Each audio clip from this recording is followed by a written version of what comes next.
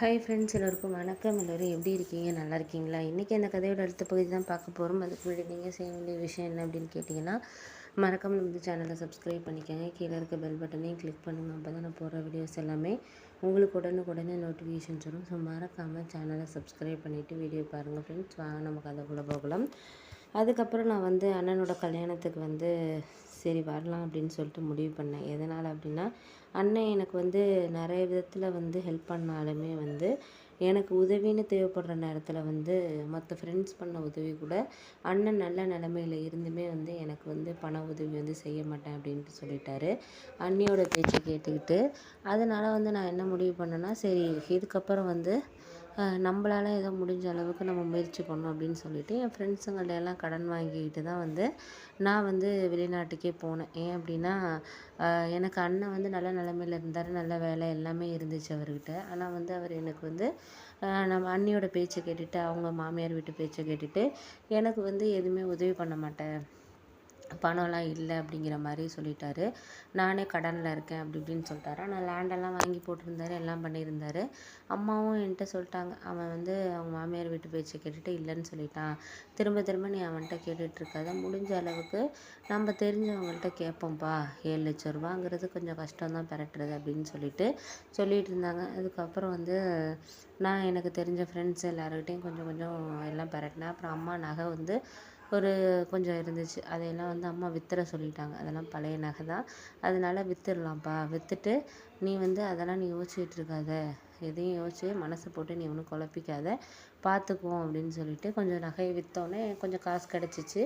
எல்லாத்தையும் சேர்த்தா ஒரு 7 லட்ச ரூபா வந்துச்சு. அதெல்லாம் கட்டி அதுக்கப்புறம் வெளிநாடு கிளம்புனப்போ கூட அண்ணங்கிட்ட நான் எதுவுமே சொல்லலை. ஏன்னா அண்ணன் அவர் அண்ணி வீட்டு பேச்சை கேட்டுட்டு இந்த மாதிரி பண்ணிட்டாரு. அதோட நம்மளுக்கு யாராச்சும் அவர் உதவி பண்ணனாலும் யாராச்சும் ஃப்ரெண்ட்ஸுங்கள்ட்டனாச்சும் வாங்கி கொடுத்துருந்துருக்கலாம். அந்தளவுக்கு நம்ம மேலே அவருக்கு நம்பிக்கை இல்லாமல் போயிடுச்சு அப்படின்னு சொல்லிட்டு அதுக்கப்புறம் தான் எனக்கு தோணுச்சு. சரி ஓகே அப்படின்னு சொல்லிட்டு நானும் அதனால் எதையும் ஒன்றும் நான் கேட்டுக்கல. சரி பார்த்துக்கலாம் நம்ம அப்படின்னு சொல்லிட்டு நான் எதுவுமே கேட்டுக்கல. அதுக்கப்புறம் வெளிநாட்டுக்கு போனேன். கொஞ்சம் கஷ்டமாக தான் இருந்துச்சு. முதல்ல ஒரு 6 மாதம் எனக்கு கொஞ்சம் வேலையெல்லாம் கொஞ்சம் கஷ்டமாக இருந்துச்சு. வாங்கிட்டு போனேன் கடன் ஒரு 3,50,000 கிட்ட கடன் வாங்கிட்டு போனேன். அதெல்லாம் அம்மா கொஞ்சம் அவங்க வேலை பார்க்குற காசில் கொஞ்சம் வட்டி கட்டிக்கிட்டு இருந்தாங்க. நான் சொல்லி வச்சுருந்தேன், நான் சேர்த்து எப்படியாச்சும் தந்துடுவேன் அப்படின்னு சொல்லிக்கிட்டு இருந்தேன். அதனால் நானும் சரின்னு சொல்லிவிட்டு ஒரு சில விஷயங்களை அதுக்கப்புறம் 6 மாதத்துக்கு அப்புறம் தான் எனக்கு கொஞ்சம் வேலையே கொஞ்சம் சரியானுச்சு. அதுக்கு முன்னாடி ரொம்ப கஷ்டமாக தான் போயிட்டு இருந்துச்சு. வேலை ரொம்ப கஷ்டமாக தான் போயிட்டு இருந்துச்சு.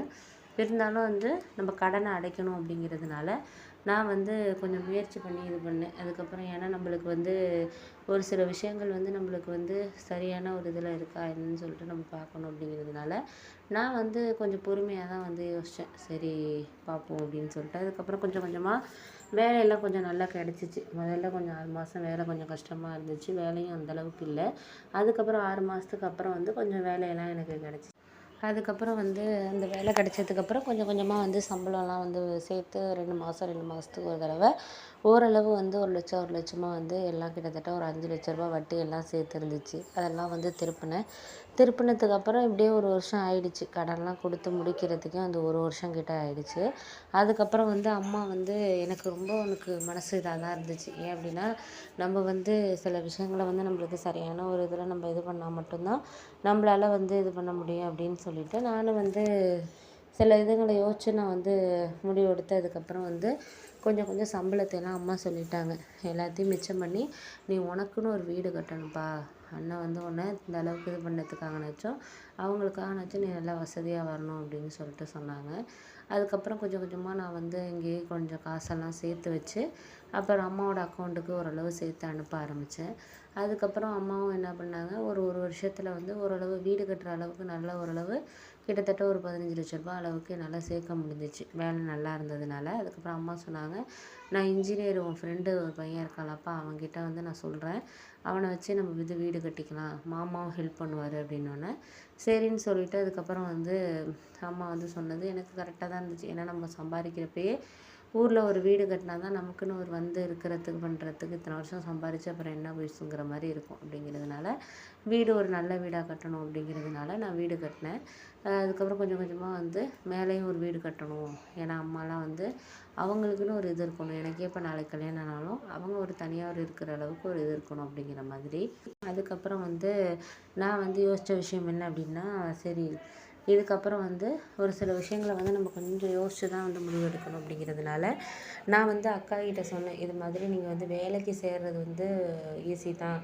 ஆனால் அந்த வேலையை வந்து நீங்கள் தக்க வச்சுக்கிறது தான் ரொம்ப கஷ்டம் அப்படின்னு சொல்லிட்டு சொன்னோன்னே அவங்களே புரிஞ்சுக்கிட்டாங்க. சரி அதுவும் உண்மைதான் அப்படின்னு சொல்லிட்டு அப்புறம் அக்கா வந்து சொன்னுச்சு, ஆமாம் நீ சொல்கிறது உண்மைதான். எனக்கு வந்து இப்போ மேரேஜ் ஆகி 3-4 இயர்ஸாக நான் எதுவுமே வேலைக்கே போகலை. அதுக்கு முன்னாடி வேலைக்கு போனது தான். இப்போ 3-4 வருஷம் வந்து வேலைக்கு போகாதனால இப்போ வந்து எனக்கு வேலைக்கு போகணும். எனக்குன்னு ஏதோ ஒரு மாதம் ஒரு 10,000 15,000 நான் சம்பாதிக்கணும் அப்படிங்கிறது தான் என்னோட ஒரு யோசனையாக இருக்குது அப்படின்னோடனே, அதுவும் சரிதான்க்கா, நான் இல்லைன்னு சொல்ல வரல. ஆனால் வந்து இருந்தாலும் வந்து நமக்கு எது சரியாக படுதோ அதுதான் நம்ம செய்ய முடியும். அதுக்கு மேலே உங்கள் முடிவு. நான் அதுக்கு மேலே எந்த ஒரு விஷயத்தையும் வந்து நான் தலையிட மாட்டேன் அப்படின்னோடனே அதுக்கப்புறம் வந்து சரின்னு சொல்லிட்டு நானும் வேலை தேட ஆரம்பித்தேன். அதுக்கப்புறம் தங்கச்சியும் ஒரு சில கம்பெனி வந்து ரெஃபர் பண்ண ஆரம்பித்தேன். ஏன் அப்படின்னா நம்மளுக்கு வந்து வேலை கிடைக்கிறதுங்கிறது முன்னாடி இருக்கிற சூழ்நிலைக்கும் இப்போக்கி இருக்கிறதுக்கு நிறைய வந்து டிஃப்ரெண்ட்டாக இருந்துச்சு. ஏன்னா இப்போ ஒரு 4 வருஷம் ஆனதுனால வந்து கம்பெனிக்காரவங்க வந்து அதுவும் மேரிடாக இருந்தால் எடுக்கிறதுக்கு யோசிச்சுட்டு இருந்தாங்க. அது எனக்கு குழந்த இருந்துச்சு. அதை வந்து எங்கள் மாமியார்கிட்ட பார்த்துட்டு தான், ஏன்னா ஹஸ்பண்டுக்கு வந்து ரொம்ப சேல்ரி வந்து முன்னாடி வேலை பார்த்த இடத்துலேருந்து அவர் நின்றுட்டு வேறு இடத்துல வேலைக்கு சேர்ந்தோன்னே எங்களுக்கு ரொம்ப கஷ்டமாக இருந்துச்சு. 20,000 சம்பளத்துக்குள்ளே வாடகை கொடுத்து அதுக்கப்புறம் எல்லாமே எங்கள் மாமியாருக்கு மருத்துவ செலவு எல்லாமே பார்த்துக்கணும். குழந்தைக்கும் ஃபீஸ் கட்டி குழந்தையும் வந்து ஸ்கூலில் சேர்க்கணும். அந்த மாதிரி நிறைய சூழ்நிலை இருந்ததுனால தான் நான் அந்த முடிவுக்கே வந்தேன். என் ஹஸ்பண்ட் சொன்னார், பார்த்துக்கலாம், நான் வந்து ஓட்டியெல்லாம் பார்த்து ஏதாச்சும் நம்ம முயற்சி பண்ணுவோம் அப்படின்னாரு. என்ன தான் நம்ம ஓட்டி பார்த்தாலும் 3000 4000த்துக்கு மேலே நம்மளுக்கு கிடைக்காது அப்படிங்கிறதுனால நான் என் வீட்டுக்கார்ட்ட சொல்லிட்டேன், இது மாதிரி நீங்கள் என்ன தான் நீங்கள் இது பண்ணாலும் நான் வந்து ஒரு எப்படியும் வந்து ஒரு 10,000 15,000 சம்பாரித்தா நம்ம கொஞ்சம் தாராளமாக எதாக இருந்தாலும் பண்ணலாங்க அப்படின்னு சொல்லிட்டு சொன்னோன்னே அதுக்கப்புறம் தங்கச்சி ஒரு சில இடத்துல வந்து ரெஃபர் பண்ணா. நான் ஏற்கனவே ஸ்கூலில் வேலை பார்த்துட்டு இருந்ததுனால அதே ஸ்கூல்லே போய் கேளு அப்படின்னு சொல்லிட்டு தங்கச்சி சொன்னேன். அங்கே வந்து சரி, ஏன்னா நம்மளும் ஒரு 2 வருஷம் கல்யாணத்துக்கு முன்னாடி அங்கே தான் வேலை பார்த்தேன். 8,000 அப்போ சேலரி கொடுத்தாங்க. இப்போ 4 இயர்ஸ் ஆயிடுச்சு அப்படிங்கிறதுனால எனக்கு ஃபஸ்ட்டு போய் கேட்குறது தயக்கமாக இருந்துச்சு. அதுக்கப்புறம் அங்கே வேலை பார்த்த மிஸ்ஸோட ஃபோன் நம்பர் வந்து என்கிட்ட இருந்துச்சு. ஏற்கனவே அவங்க எப்போயாச்சும் மெசேஜ் பண்ணுவாங்க. அவங்க வீடெல்லாம் குடி போனதுக்கெலாம் வந்து கூப்பிட்டாங்க, போயிட்டு வந்தேன் 2 இயர்ஸுக்கு முன்னாடி. எப்போயாச்சும் மெசேஜ் பண்ணுவாங்க. சரி அவங்கள்ட்ட கேட்போம் அப்படிங்கிறதுனால நான் கேட்டேன். கேட்டதுக்கப்புறம் வந்து அவங்க சொன்னாங்க, இப்போ வேக்கண்ட் இருக்குமா, 3, 4த்துக்கெல்லாம் எடுக்கிறதுக்கு வேக்கண்ட் இருக்குது. நீங்கள் தான் ஏற்கனவே 2 வருஷம் நம்ம ஸ்கூலில் வேலை பார்த்த நீங்கள் தானே வந்து கேட்க வேண்டியது. அப்போ தான் சேலரிலாம் ஏற்றிருக்காங்க.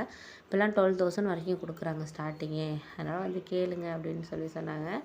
சரின்னு சொல்லிட்டு நானும் அதுக்கப்புறம் மறுநாள் வந்து அவங்க சொன்னாங்க அப்படின்னு சொல்லிட்டு என்னோட ரெஸ்யூம் அதுக்கப்புறம் பழைய வேலை பார்த்த எக்ஸ்பீரியன்ஸ் சர்டிஃபிகேட்லாம் அந்த ஸ்கூலில் கொடுத்துருந்தாங்க. 2 இயர்ஸ் வேலை பார்த்ததுக்கு. ஏன்னா டிகிரி முடித்தா இங்கே தான் 2 வருஷம் வேலை பார்த்தேன்.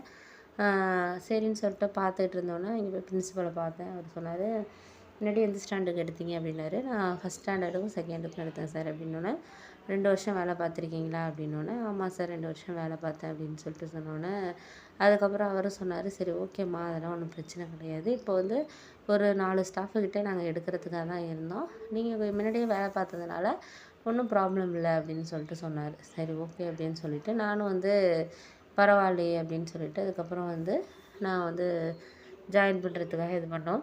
அதுக்கப்புறம் என்ன ஆச்சுன்னு பார்த்தீங்கன்னா, எனக்கு வந்து ரொம்ப சந்தோஷமாக தான் இருந்துச்சு. ஏன் அப்படின்னா, நம்ம என்ன தான் ஒரு விஷயத்த வந்து இதாக இருந்தாலும் நம்மளுக்கு வந்து வாழ்க்கையில் வந்து ஒரு சில விஷயங்கள செய்கிறதுக்கு வந்து அது வந்து கரெக்டான ஒரு டைமில் வந்து நடக்கணுங்கிறது தான் நம்மளோட ஒரு இதாக இருந்துச்சு அப்படிங்கிறது தான் என்னோட ஒரு இது. அதனால நான் என்ன யோசிச்சேன்னா, சரி நம்ம வந்து பார்த்துக்கலாம் அப்படின்னு சொல்லிட்டு அதுக்கப்புறம் நான் ஒரு முடிவு வந்தேன். சரி நம்ம வந்து வேலைக்கு சேர்ந்துருவோம்.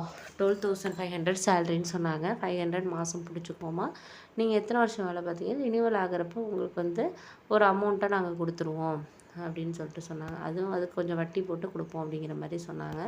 நானும் எனக்கும் நல்லா தான், ஏன்னா குழந்தைங்க காலைல இங்கேனா 9:30க்கு வரலாம், ஈவினிங் வந்து 4 o'clockலாம் வந்து போயிடலாம். குழந்தையும் நம்ம பார்த்துக்கலாம். அதுக்கப்புறம் இந்த ஸ்கூல்லேயே கூட நெக்ஸ்ட் இயரில் கூட சேர்த்து விட்டுருக்கலாம். எல்கேஜி கூட சேர்த்து விட்டுறலாம்.